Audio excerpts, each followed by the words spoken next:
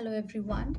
Hope you all are doing fine. My name is Sufia Imam and today we are going to discuss about one of the most common entrapment neuropathies, which is also one of the most common cause of surgical procedures in developed countries like USA, and it is called as carpal tunnel syndrome. Before we even discuss about the signs and symptoms, the diagnostic techniques, treatment and prevention, let us see where is this carpal tunnel situated in our body. So if you see this hand, at the level of wrist, we have the carpal tunnel. Towards the base or the dorsal side or the floor, we have the bony arch, the carpal arch or the carpal bones, and towards the palmar side, we have the flexor retinaculum. As the name suggests, carpal tunnel. It's just like a narrow passage, a narrow tunnel with a roof of flexor retinaculum and the floor or the dorsal side which has the carpal bones. And since this is a tunnel, there has to be something passing through it. So we have 9 flexor tendons and 1 median nerve passing through this carpal tunnel. It is this median nerve which gets compressed or injured or damaged due to increase in pressure in the tunnel, which makes the patient experience these symptoms, and the patient will land in your OPD with his or her respective signs and symptoms. So, even before we go to the symptoms, let's see that if the median nerve passes through the tunnel, where does it go finally? Where does it end? Does it supply all the fingers or does it supply only a few of the fingers? So, the median nerve, as it passes through the tunnel, it will supply the thumb, the index, the ring finger, and the middle part of the middle finger and the middle part of the ring finger.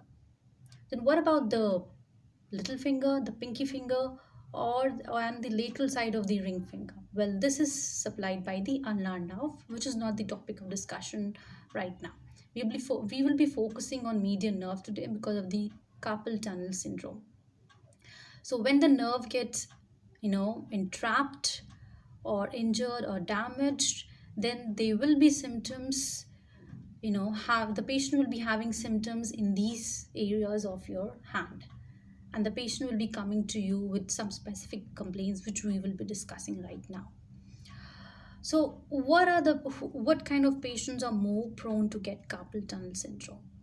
Usually if there is any injury of the median nerve or the damage, or if there is any inflammation, edema, which causes the increase in pressure in the carpal tunnel, this patient will come with the symptoms. But apart from that, it is seen that it is more common in females as compared to males, probably because female has a little narrower carpal tunnel as compared to males. The other risk factor includes obese people, pregnant ladies, people who have systemic diseases like hemochromatosis, amyloidosis, rheumatoid arthritis, gout, so the acromegaly. So these are the risk factors. But if someone asks you what is the most common risk factor among all this, you will say, don't know. It's idiopathic. Yes, my friend, the most common risk factor of carpal tunnel syndrome is idiopathic. Don't know. Okay, so now let's come to the signs and symptoms. The patient will come to your OPD saying that I feel, I feel numbness, I feel paresthesia, there is paresthesia, I feel tingling sensation and, over here, doctor, towards my thumb side and these fingers, this side. And, at night I am not able to sleep. I wake up from my sleep. I cannot keep my hand, under my head or under my pillow. I have to, keep my hand like this and in a stretched position on bed, or hang it from the bedside and sleep. So these are the initial symptoms with the patient, which the patient will come to you. Along with these symptoms, pay attention on the occupation or profession of the patient as well, because usually if there is no trauma, history of trauma or injury, then these patients will be those patients who will be constantly using both their hands for some typing work on keyboards, like people who work in office, gamers.